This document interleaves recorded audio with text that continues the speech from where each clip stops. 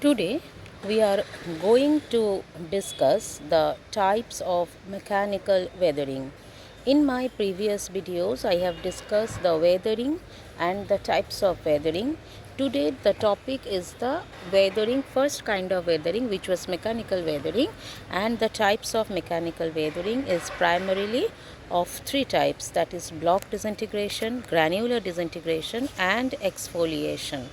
So the first one is the block disintegrations, where the rock particles expand and contract with increase and decrease of temperature respectively, especially in the desert areas where temperature is very hot.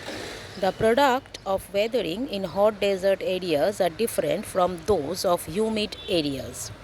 The repetition of expansion and contractions of outer rock layers due to the diurnal temperature in the hot desert areas causes tension and stresses, which introduce the parallel joints in the rocks.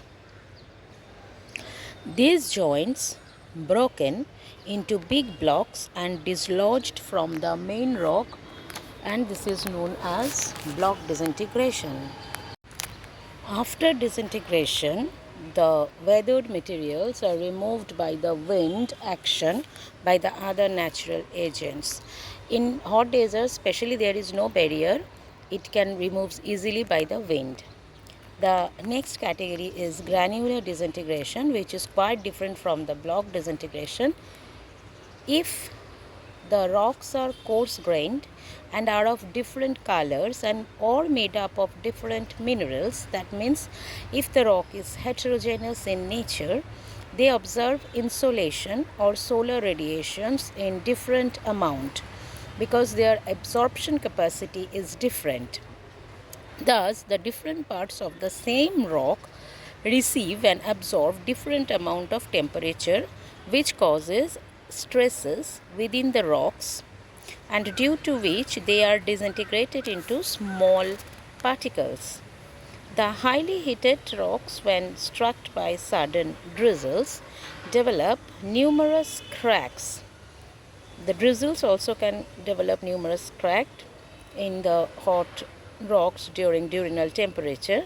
The repetition of this mechanism causes spalling and granular disintegration. The next one, the third category, is the exfoliation. Exfoliation is also known as the onion peeling. Like onion peel off the shells one after another, the rock layers also peel off the layers one after another. We can see it in the hot areas as well as the monsoon lands. This kind of exfoliation we can see. And what is the reason?